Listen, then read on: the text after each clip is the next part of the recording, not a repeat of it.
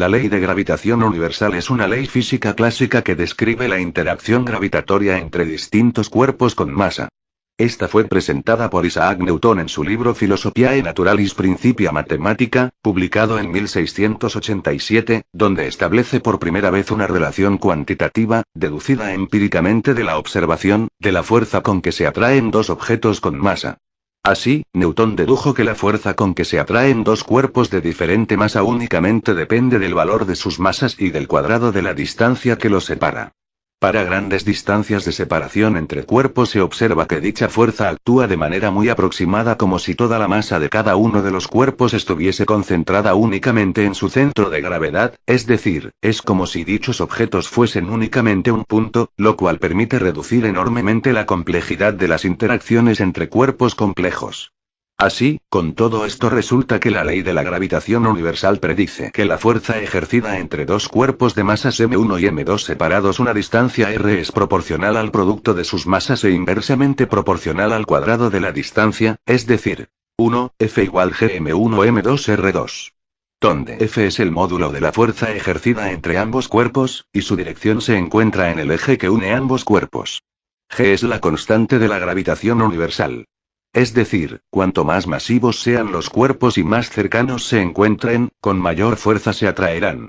El valor de esta constante de gravitación universal no pudo ser establecido por Newton, que únicamente dedujo la forma de la interacción gravitatoria, pero no tenía suficientes datos como para establecer cuantitativamente su valor. Únicamente dedujo que su valor debería ser muy pequeño. Solo mucho tiempo después se desarrollaron las técnicas necesarias para calcular su valor, y aún hoy es una de las constantes universales conocidas con menor precisión. En 1798 se hizo el primer intento de medición, véase el experimento de Cavendish, y en la actualidad, con técnicas mucho más precisas se ha llegado a estos resultados, en unidades del sistema internacional. Esta ley recuerda mucho a la forma de la ley de Coulomb para las fuerzas electrostáticas, ya que ambas leyes siguen una ley de la inversa del cuadrado, es decir, la fuerza decae con el cuadrado de la distancia, y ambas son proporcionales al producto de magnitudes propias de los cuerpos, en el caso gravitatorio de sus masas y en el caso electrostático de su carga eléctrica.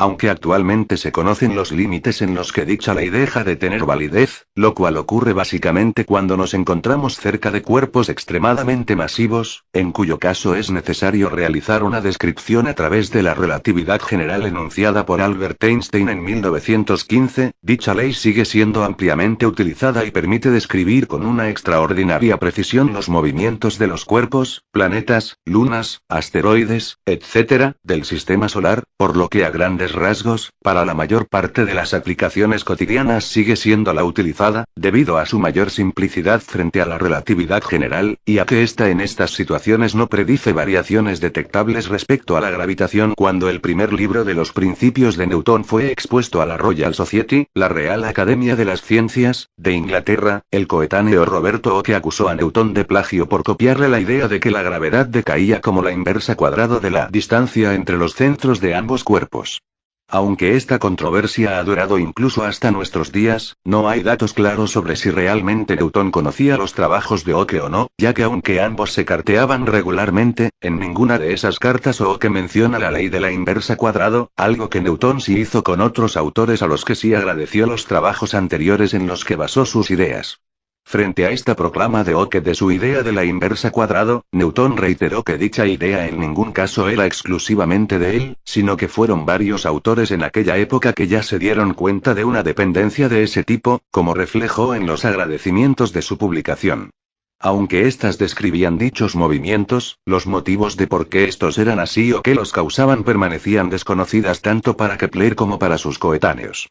Sin embargo, estas supusieron un punto de partida para Newton, quien pudo dar una formulación matemática a dichas leyes, lo cual junto con sus propios logros condujeron a la formulación de la ley de la gravitación universal. En especial, a través de dicha ley Newton pudo dar la forma completa a la tercera ley de Kepler, que describe que los cuadrados de los períodos de las órbitas de los planetas son proporcionales a los cubos de sus distancias al Sol. Es decir, que los planetas más alejados del Sol tardan más tiempo en dar una vuelta alrededor de este, su año es más largo. Considerando la segunda ley de Newton, que explica que la aceleración que sufre un cuerpo es proporcional a la fuerza ejercida sobre él, estando ambas relacionadas por una constante de proporcionalidad que es precisamente la masa de dicho objeto, F igual mg, e introduciéndolo en la ley de la gravitación universal, en su forma más simple, únicamente por simplicidad, se obtiene que la aceleración que sufre un cuerpo debido a la fuerza de la gravedad ejercida por otro de masa m es igual a g igual gmd2.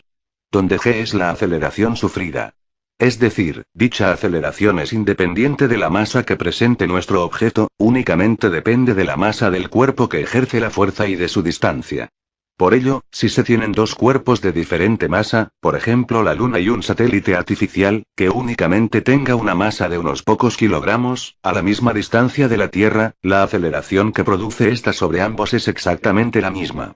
Como esta aceleración tiene la misma dirección que la de la fuerza, es decir, en la dirección que une ambos cuerpos, esto produce que si sobre ambos cuerpos no se ejerce ninguna otra fuerza externa, estos se moverán describiendo órbitas entre sí, lo cual describe perfectamente el movimiento planetario, o del sistema Tierra-Luna, o de caída libre aproximándose un cuerpo hacia el otro, como ocurre con cualquier objeto que soltemos en el aire y que cae irremediablemente hacia el suelo, en la dirección del centro de la Tierra.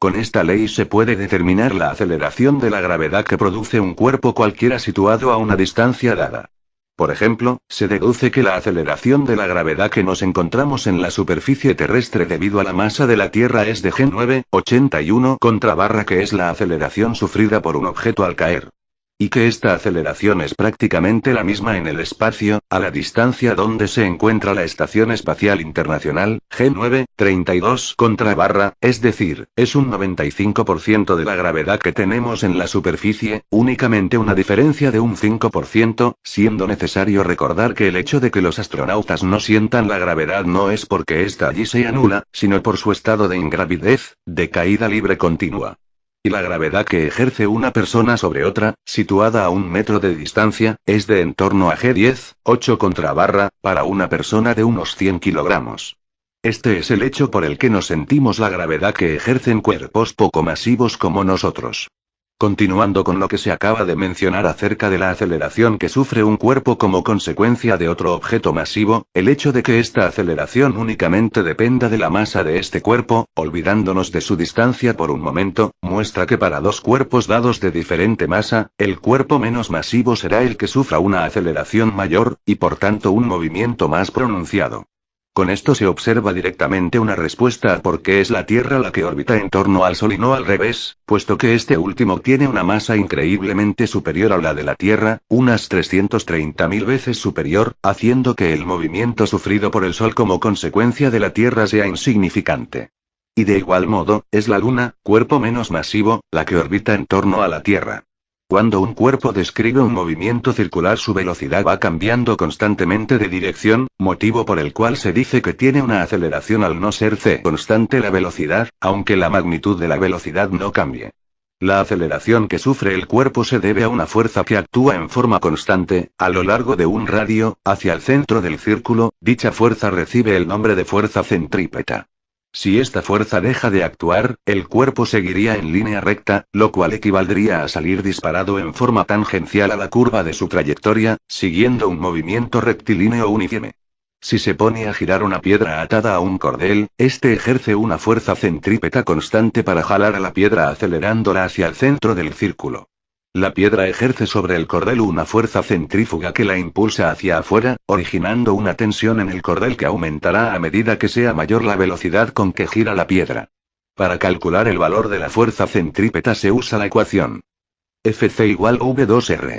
Donde Fc fuerza centrípeta, usualmente en N. M la masa del cuerpo que gira, usualmente en kilogramos. V velocidad lineal del cuerpo, usualmente en m/s. R radio de la circunferencia, usualmente en m. La fuerza centrífuga, es una fuerza ficticia percibida por un observador sobre la Tierra, es igual en módulo y de sentido opuesto a la aceleración centrípeta de la superficie de la Tierra, por lo que un observador situado sobre el ecuador terrestre percibirá una mayor fuerza centrípeta que en los polos. Esto se debe a que en un punto del ecuador se mueve más rápido que uno próximo a los polos.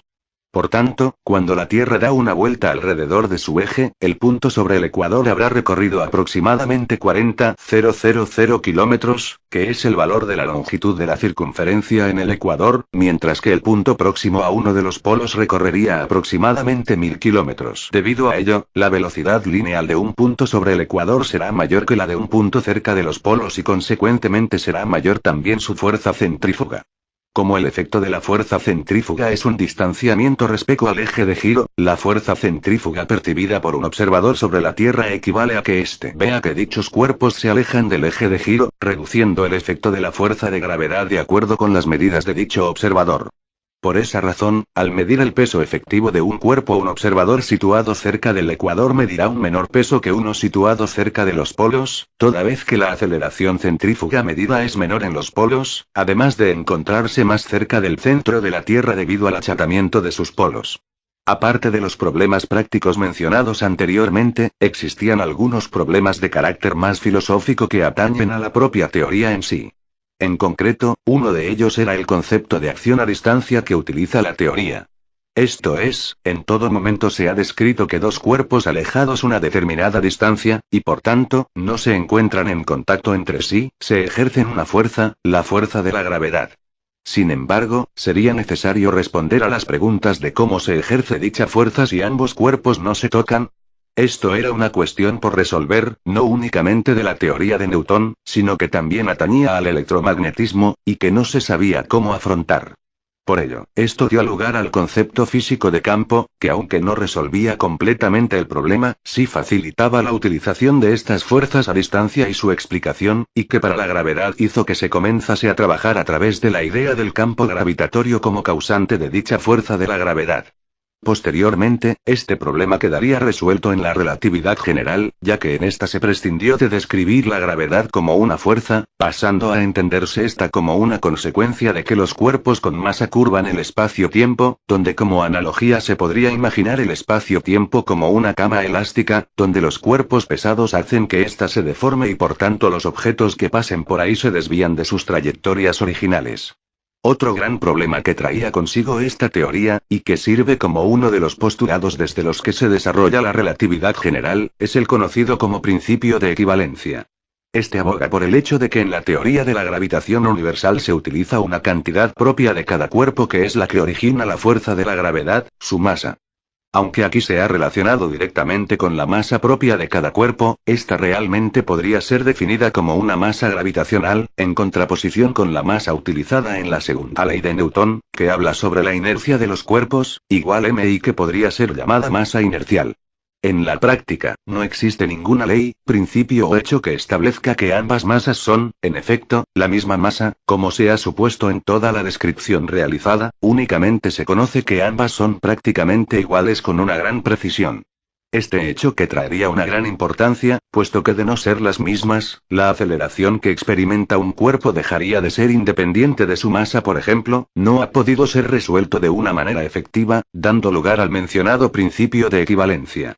Si bien la ley de la gravitación universal da una muy buena aproximación para describir el movimiento de un planeta alrededor del Sol, o de un satélite artificial relativamente cercano a la Tierra, durante el siglo XIX se observó algunos pequeños problemas que no se conseguían resolver, similares al de las órbitas de Urano, que sí pudo resolverse tras el descubrimiento de Neptuno. En especial, se encontraba la órbita del planeta Mercurio, la cual en lugar de ser una elipse cerrada, tal y como predecía la teoría de Newton, es una elipse que en cada órbita va rotando, de tal forma que el punto más cercano al Sol, el perihelio, se desplaza ligeramente, unos 43 segundos de arco por siglo, en un movimiento que se conoce como precesión.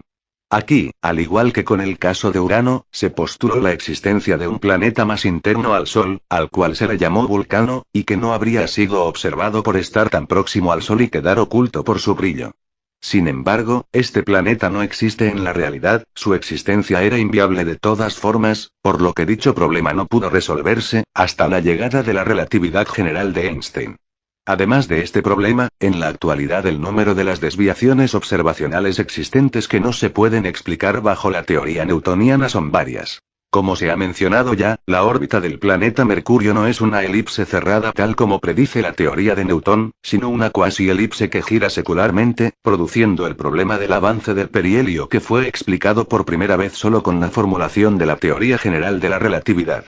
Esta discrepancia obedece precisamente al límite de validez que actualmente conocemos para la teoría de Newton. Esta únicamente es válida para cuerpos de poca masa o distancias grandes, lo cual se cumple para todos los planetas del sistema solar excepto para Mercurio, puesto que éste se encuentra muy cercano al Sol, un cuerpo lo suficientemente masivo para producir discrepancias observables, aunque recordando que dicha discrepancia es únicamente un efecto de 46 segundos de arco por siglo, el uso de la relatividad general sigue siendo necesario exclusivamente para cálculos de alta precisión.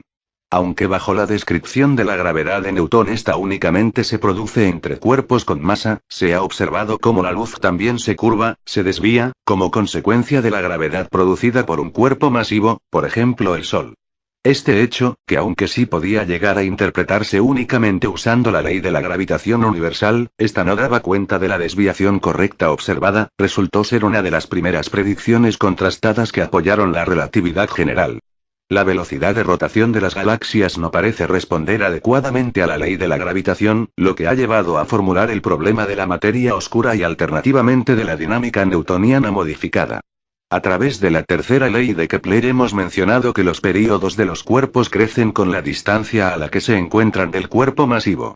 Aplicando dicho principio a las estrellas de una galaxia, debería observarse algo similar para las estrellas más alejadas del centro de la galaxia, pero esto es algo que no se observa y que, manteniendo la ley de la gravitación universal, únicamente puede ser explicado si en dicha galaxia existe mucha más masa de la que se observa, la cual es precisamente la denominada materia oscura, puesto que sería materia que no vemos.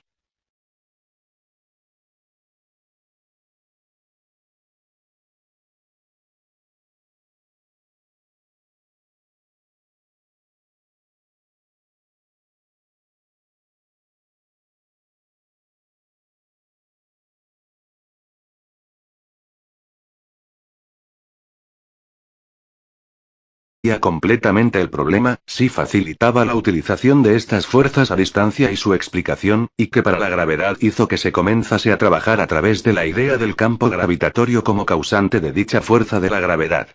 Posteriormente, este problema quedaría resuelto en la relatividad general, ya que en esta se prescindió de describir la gravedad como una fuerza, pasando a entenderse esta como una consecuencia de que los cuerpos con masa curvan el espacio-tiempo, donde como analogía se podría imaginar el espacio-tiempo como una cama elástica, donde los cuerpos pesados hacen que ésta se deforme y por tanto los objetos que pasen por ahí se desvían de sus trayectorias originales. Otro gran problema que traía consigo esta teoría, y que sirve como uno de los postulados desde los que se desarrolla la relatividad general, es el conocido como principio de equivalencia. Este aboga por el hecho de que en la teoría de la gravitación universal se utiliza una cantidad propia de cada cuerpo que es la que origina la fuerza de la gravedad, su masa.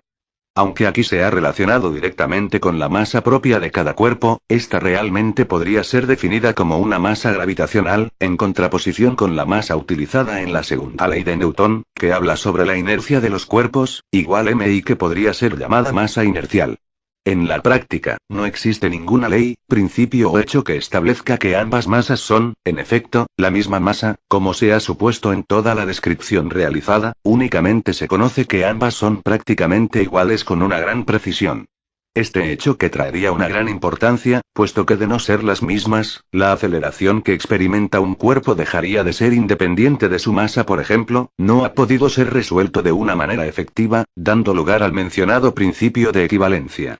Si bien la ley de la gravitación universal da una muy buena aproximación para describir el movimiento de un planeta alrededor del Sol, o de un satélite artificial relativamente cercano a la Tierra, durante el siglo XIX se observó algunos pequeños problemas que no se conseguían resolver, similares al de las órbitas de Urano, que sí pudo resolverse tras el descubrimiento de Neptuno. En especial, se encontraba la órbita del planeta Mercurio, la cual en lugar de ser una elipse cerrada, tal y como predecía la teoría de Newton, es una elipse que en cada órbita va rotando, de tal forma que el punto más cercano al Sol, el perihelio, se desplaza ligeramente, unos 43 segundos de arco por siglo, en un movimiento que se conoce como precesión. Aquí, al igual que con el caso de Urano, se postuló la existencia de un planeta más interno al Sol, al cual se le llamó Vulcano, y que no habría sido observado por estar tan próximo al Sol y quedar oculto por su brillo. Sin embargo, este planeta no existe en la realidad, su existencia era inviable de todas formas, por lo que dicho problema no pudo resolverse, hasta la llegada de la relatividad general de Einstein. Además de este problema, en la actualidad el número de las desviaciones observacionales existentes que no se pueden explicar bajo la teoría Newton. Cuando un cuerpo describe un movimiento circular, su velocidad va cambiando constantemente de dirección, motivo por el cual se dice que tiene una aceleración al no ser c constante la velocidad, aunque la magnitud de la velocidad no cambie. La aceleración que sufre el cuerpo se debe a una fuerza que actúa en forma constante, a lo largo de un radio, hacia el centro del círculo. Dicha fuerza recibe el nombre de fuerza centrípeta. Si esta fuerza deja de actuar, el cuerpo seguiría en línea recta, lo cual equivaldría a salir disparado en forma tangencial a la curva de su trayectoria, siguiendo un movimiento rectilíneo uniforme. Si se pone a girar una piedra atada a un cordel, este ejerce una fuerza centrípeta constante para jalar a la piedra acelerándola hacia el centro del círculo. La piedra ejerce sobre el cordel una fuerza centrífuga que la impulsa hacia afuera, originando una tensión en el cordel que aumentará a medida que sea mayor la velocidad con que gira la piedra. Para calcular el valor de la fuerza centrípeta se usa la ecuación Fc igual V2R.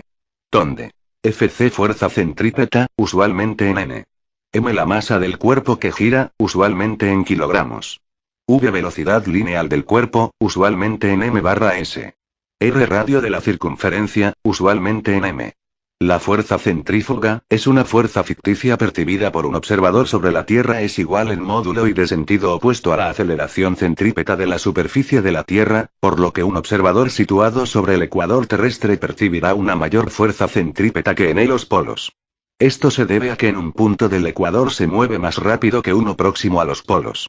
Por tanto, cuando la Tierra da una vuelta alrededor de su eje, el punto sobre el ecuador habrá recorrido aproximadamente 40,000 kilómetros, que es el valor de la longitud de la circunferencia en el ecuador, mientras que el punto próximo a uno de los polos recorrería aproximadamente 1000 kilómetros. Debido a ello, la velocidad lineal de un punto sobre el ecuador será mayor que la de un punto cerca de los polos y consecuentemente será mayor también su fuerza centrífuga. Como el efecto de la fuerza centrífuga es un distanciamiento respecto al eje de giro, la fuerza centrífuga percibida por un observador sobre la Tierra equivale a que éste vea que dichos cuerpos se alejan del eje de giro, reduciendo el efecto de la fuerza de gravedad de acuerdo con las medidas de dicho observador. Por esa razón, al medir el peso efectivo de un cuerpo, un observador situado cerca del ecuador medirá un menor peso que uno situado cerca de los polos, toda vez que la aceleración centrífuga medida es menor en los polos, además de encontrarse más cerca del centro de la Tierra debido al achatamiento de sus polos. Aparte de los problemas prácticos mencionados anteriormente, existían algunos problemas de carácter más filosófico que atañen a la propia teoría en sí. En concreto, uno de ellos era el concepto de acción a distancia que utiliza la teoría. Esto es, en todo momento se ha descrito que dos cuerpos alejados una determinada distancia, y por tanto la inversa cuadrado de la distancia entre los centros de ambos cuerpos. Aunque esta controversia ha durado incluso hasta nuestros días, no hay datos claros sobre si realmente Newton conocía los trabajos de Oke o no, ya que aunque ambos se carteaban regularmente, en ninguna de esas cartas Oke menciona la ley de la inversa cuadrado, algo que Newton sí hizo con otros autores a los que sí agradeció los trabajos anteriores en los que basó sus ideas. Frente a esta proclama de Oke de su idea de la inversa cuadrado, Newton reiteró que dicha idea en ningún caso era exclusivamente de él, sino que fueron varios autores en aquella época que ya se dieron cuenta de una dependencia de ese tipo, como reflejó en los agradecimientos de su publicación. Aunque éstas describían dichos movimientos, los motivos de por qué estos eran así o qué los causaban permanecían desconocidas tanto para Kepler como para sus coetáneos. Sin embargo, estas supusieron un punto de partida para Newton, quien pudo dar una formulación matemática a dichas leyes, lo cual junto con sus propios logros condujeron a la formulación de la ley de la gravitación universal. En especial, a través de dicha ley Newton pudo dar la forma completa a la tercera ley de Kepler, que describe que los cuadrados de los períodos de las órbitas de los planetas son proporcionales a los cubos de sus distancias al Sol. Es decir, que los planetas más alejados del Sol tardan más tiempo en dar una vuelta alrededor de este, su año es más largo. Considerando la segunda ley de Newton, que explica que la aceleración que sufre un cuerpo es proporcional a la fuerza ejercida sobre él, estando ambas relacionadas por una constante de proporcionalidad que es precisamente la masa de dicho objeto, F igual mg, e introduciéndolo en la ley de la gravitación universal, en su forma más simple, únicamente por simplicidad, se obtiene que la aceleración que sufre un cuerpo debido a la fuerza de la gravedad ejercida por otro de masa m es igual a g igual gmd2. Donde g es la aceleración sufrida. Es decir, dicha aceleración es independiente de la masa que presente nuestro objeto, únicamente depende de la masa del cuerpo que ejerce la fuerza y de su distancia. Por ello, si se tienen dos cuerpos de diferente masa, por ejemplo la Luna y un satélite artificial, que únicamente tenga una masa de unos pocos kilogramos, a la misma distancia de la Tierra, la aceleración que produce esta sobre ambos es exactamente la misma. Como esta aceleración tiene la misma dirección que la de la fuerza, es decir, en la dirección que une ambos cuerpos, esto produce que si sobre ambos cuerpos no se ejerce ninguna otra fuerza externa, estos se moverán describiendo órbitas entre sí, lo cual describe perfectamente el movimiento planetario, o del sistema Tierra-Luna, o de caída libre aproximándose un cuerpo hacia el otro, como ocurre con cualquier objeto que soltemos en el aire y que cae irremediablemente hacia el suelo, en la dirección del centro de la Tierra. Con esta ley se puede determinar la aceleración de la gravedad que produce un cuerpo cualquiera situado a una distancia dada. Por ejemplo, se deduce que la aceleración de la gravedad que nos encontramos en la superficie terrestre ejercida entre dos cuerpos de masas m1 y m2 separados una distancia r es proporcional al producto de sus masas e inversamente proporcional al cuadrado de la distancia, es decir, 1, F igual gm1 m2 r2. Donde F es el módulo de la fuerza ejercida entre ambos cuerpos, y su dirección se encuentra en el eje que une ambos cuerpos. G es la constante de la gravitación universal. Es decir, cuanto más masivos sean los cuerpos y más cercanos se encuentren, con mayor fuerza se atraerán. El valor de esta constante de gravitación universal no pudo ser establecido por Newton, que únicamente dedujo la forma de la interacción gravitatoria, pero no tenía suficientes datos como para establecer cuantitativamente su valor. Únicamente dedujo que su valor debería ser muy pequeño. Solo mucho tiempo después se desarrollaron las técnicas necesarias para calcular su valor, y aún hoy es una de las constantes universales conocidas con menor precisión. En 1798 se hizo el primer intento de medición, véase el experimento de Cavendish, y en la actualidad, con técnicas mucho más precisas se ha llegado a estos resultados. En unidades del sistema internacional.